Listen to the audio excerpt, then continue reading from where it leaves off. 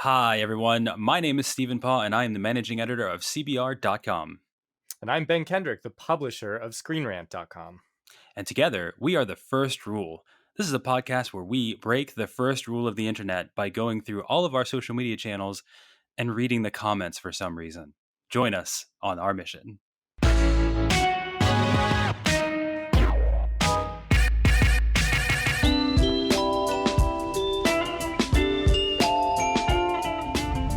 Yeah, we do at the very absolute least now know, and Jamie Foxx's Electro is coming back to be in this movie. And then more recently, we found out that Benedict Cumberbatch is going to be appearing as Doctor Strange in the movie, in what a lot of people are kind of speculating is the mentor role that Tony Stark basically vacated at the end of Endgame.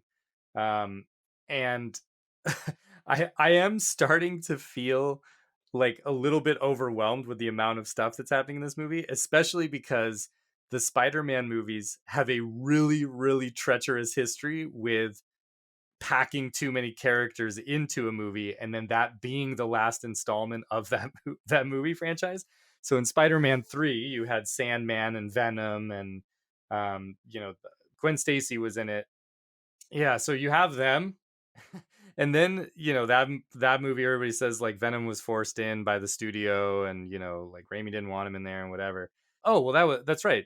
Green Goblin was also in Spider-Man 3. That was the other one, the other Yes. character Yeah. in his like Yeah. weird skateboard like glider outfit or Yeah. whatever. Yeah. Green Goblin Jr., Yeah. Hobgoblin, whatever they called him. Yeah. Yeah. That was a great So snowboarder goblin. and then you have the Amazing Spider-Man 2, which had, a good villain and then also the setup for a Sinister Six movie. So I'm starting to get a little bit worried about Spider-Man 3 because like a lot of this distracts from just like Tom Holland's Peter Parker and the relationship that they're sort of putting together with him and MJ and stuff like that.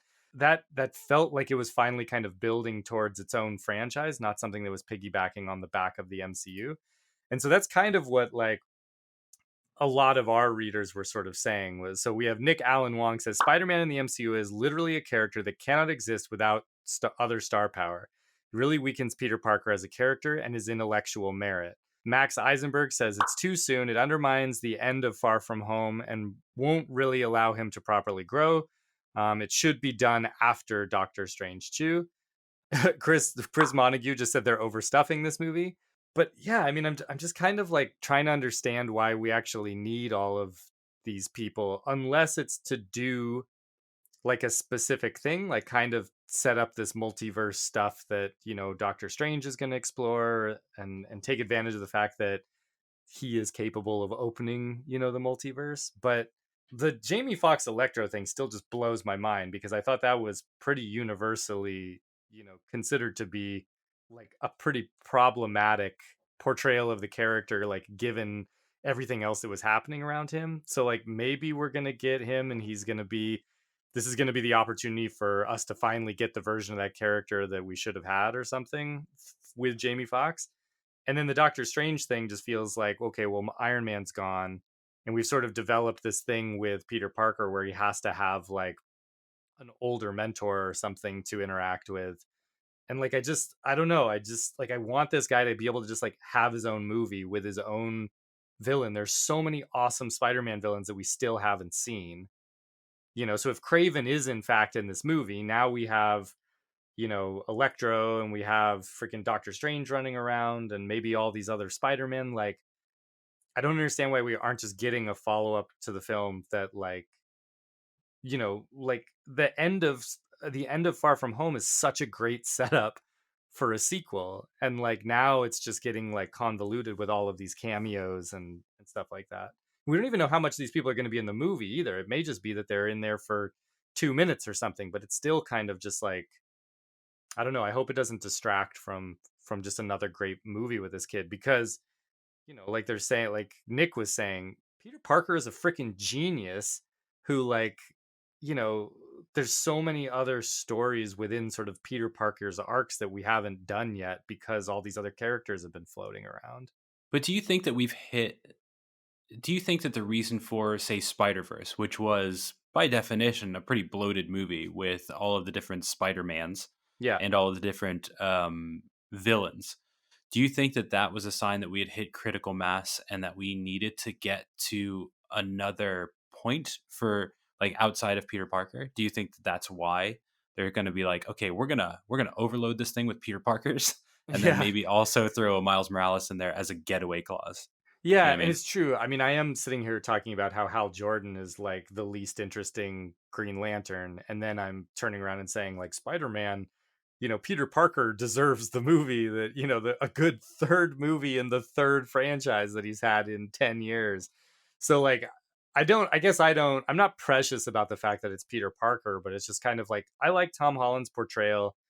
I feel like that character still has kind of a story. Like bringing Miles Morales in at this point is sort of like this Peter Parker is still a kid, so it's weird to me to bring like Miles in at this point. Like, is this Peter Parker really ready to like mentor somebody?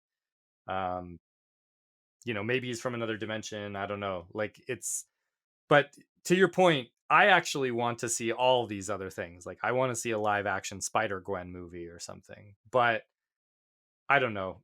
This feels a bit like maybe what the DC EU was sort of doing with their superheroes, which is like, we want a Spider-Gwen movie, and we want to create this multiverse with all of these, Spider-Men in live action because everybody loved it so much in the animated series. So let's just throw them as cameos in this movie and like kind of open that door. But they've made that mistake before. That's kind of what they did in the Amazing Spider-Man 2 with the Sinister Six, and it was just a distraction. Even though those characters, Rhino was in the movie for 4 minutes or something, even though he was featured heavily in the trailer. So I don't know. I'm very curious if they're going to like mess up another Spider-Man sequel by stuffing too much crap in it to try and do too much. Yeah, I know what you mean. Like you said, it does have a history of doing that, especially with Spider-Man 3s, Yeah. or Spider-Man 3s that never were, or Spider-Man 4s that were never were. I think that our readers are on the same page, I think, as yours and as you, really, and as me to an extent. Like, first of all, I agree that I would like to see Tom Holland's stuff play out. I think that a lot of people are throwing around Tom Holland and as a counterpoint bringing up Spider Verse, which is fair. But I mean, Spider Verse was its own thing. It wasn't Yeah. like there was no pre-existing thing. It was studying a or exploring another Peter Parker that we had Yeah. never seen before. So and then the reason for that, like opening up and getting broader. But regardless, people are super psyched about it, and some people are immediately over it. Someone was saying, Thomas McCarthy was saying, not interested in Spidey knockoffs, to which Joel Winterstellar, great name, who just said, okay, you're not into it, that's fine. Okay. And then Javier J. Medina said would rather see Uncle Ben die for the 100th time. It's like, whoa, wow. Okay, hot take there. People are already fan casting. I don't know if your readers have said this, but Caleb McLaughlin, who is the kid in Stranger Things, they're Oh, saying for right. Yeah. Miles Yeah. Morales, who's Yeah. got that nerdy energy down pat, which I think is Yeah. great. I like that. I like that too. I like that a whole lot. Okay, so to the point that you were bringing up before, Tom Holland's Peter is too young. Uh, there's one person named Danny Smith who commented on us on our page saying we're still too early into Holland's Spidey career to introduce a protege for him, and I agree with that. But there are some interesting counterpoints to this, like Jason Goodfellow, who says it might not be a protege right now. If they introduce him, he could be an infant, he could be a baby. This could be like a Rhino situation, like you mentioned before, where he's just like mentioned. Miles Morales Yeah. is there. Then there's Jesus Aventi who says the MCU is now 5 years in the future. At this point, this is interesting. Miles could be as old as Peter because of the blip, right? True. The Yeah. MCU should have gone with an older Spidey because we knew that Miles was going to show up eventually. Give the Miles from the animated film, but the MCU Miles. We have not had enough time with Peter. And then I think finally, are there a couple other? John Carlin says also the Spider Verse kind of made that, but Cameron Turnham says as a very dismissal, nah, that time to die, Holland, get out of here, lol. Oh my God, Jesus. Wow, the hot takes just keep coming. But to your point before too, and there's a Cassie Lee who was talking about what they could do with this, with WandaVision opening the multiverse, with Doctor Strange opening the multiverse too, as well. I mean, there's a story where Spider-Man, who reveals his identity, has to go to Doctor Strange to Yeah. reverse all of that. Yeah. And so that does kind of make sense that maybe they'd be traipsing through a "This Is Your Life" multiverse, Yeah. where he's like, "This is what would happen if you did. Here are the people who would take over." And maybe it is just like kind of a brief, okay, we're going to run through this. And Yeah. then there's like, oh, that's a cool mention. Look, there goes Electro, and he's fighting that person. Yeah. Because it was So it who was knows? Mephisto in the comics that like does that very thing for Peter, right? Right, Like in one of right. the storylines. Yeah, Like, there are like a couple of times that like that really happened, but yeah. yeah, yeah, That's one of our, yeah, Nabil Saleh says, I mean, who else is going to make the whole world forget that Spider-Man is Peter Parker? Like, right. I mean, it's like I recognize that the outcome of having Doctor Strange in it probably is like going to be either the ability to make everybody forget, and Peter chooses as a result of maybe seeing these other versions of himself or something like that, and other lives that he might have led, chooses not to have that done, and then kind of embraces what Tony Stark did by just being, out and known as Spider-Man or something, or the result of him, helping Doctor Strange or something, is Strange being able to come in and solve this problem for him. But I feel like, man, if that is like what the movie is about, is Peter Parker having to undo Mysterio's like, final kind of like slight against him, that's such a bummer, because like that's not like undoing something like that without actually dealing with the stakes of it. Like if you're just flying Doctor Strange in to sprinkle kind of like forget me dust on the whole world, that's just sort of a bummer to me. Like that you're not getting to wrangle with it. You're just, you're finding kind of like a, in that case, like Doctor Strange is basically just like, a fix all for what was otherwise a pretty bold choice, like in the movie. So Yeah. I mean, I that's don't know. that's kind of what happened with those decisions in the past too. Whether it was a big character death that happened with a like uh, deal with the devil, or if it was a deal with Doctor Strange, anything like that. Like Yeah. it was also seen as like this is just kind of an easy out. Like we don't want this. We don't want Yeah. this Yeah. at all. So it was a weird thing, and I agree with you. I think that what they should do is tease that and then switch it and be like, Yeah. actually, no, I'm going to be like my idol, Tony Stark, and I'm just going to embrace it.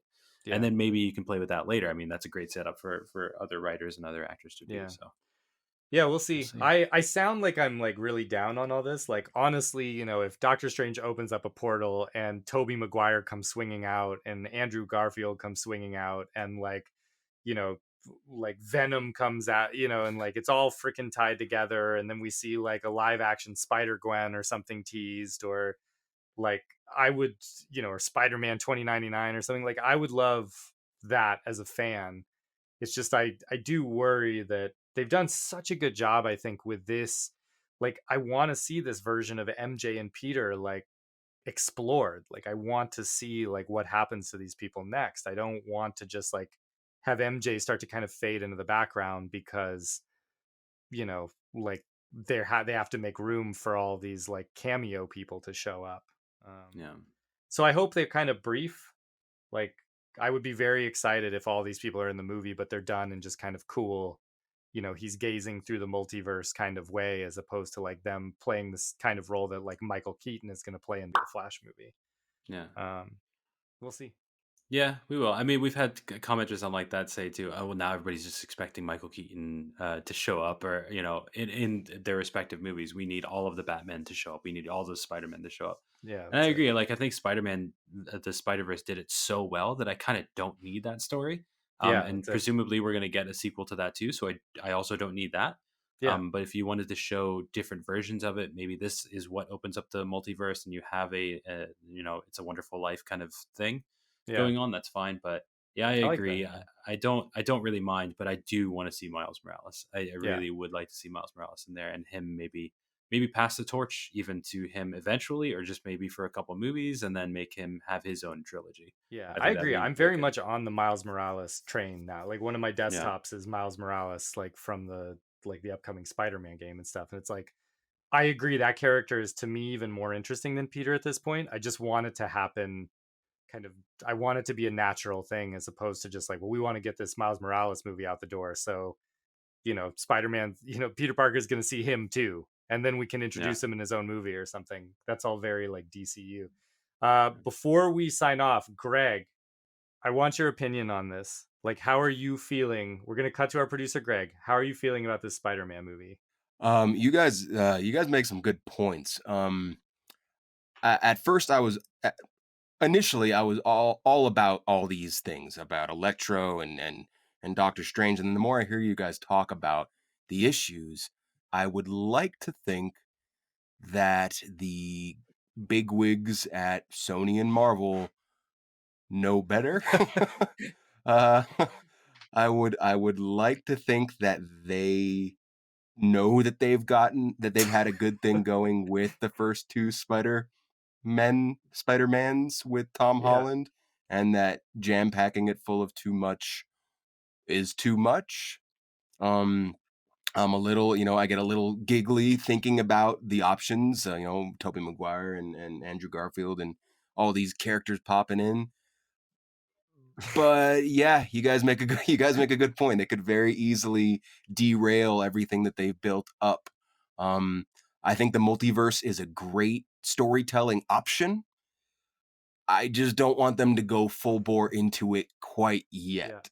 I'm looking forward to it, but now that I've listened to this for the last, half hour or Now so, that we now I'm now that we've scared. bummed you out, can you imagine if they So actually do make an overstuffed third Spider-Man movie though? Like you're like, I like to think that Marvel and Sony have like learned from their lessons. And it's like, mark my yeah, it's words. like I would have liked to have thought they would have learned from that and not done what they did in the Amazing Spider-Man 2, but hey, here we are. Although I would love to see, I will say this and then we can close. I would love to see Emma Stone play Spider-Gwen. Just saying. I think Yes. she'd be great. I think that I, would be actually pretty I awesome. I agree. I thought of her a lot when watching Yeah. Spider-Verse. I thought, she would make a great version of that Spider-Gwen. One quick thing I did want to mention, there is a bunch of fan art already on the internet of Jamie Foxx with classic Electro Yeah. designs, Yeah. costumes. And if he's Electro, but a different Electro, just like J. Jonah Jameson was J. Jonah Jameson, but a different That J. would be cool. Jonah Jameson, That would be cool. they could do things.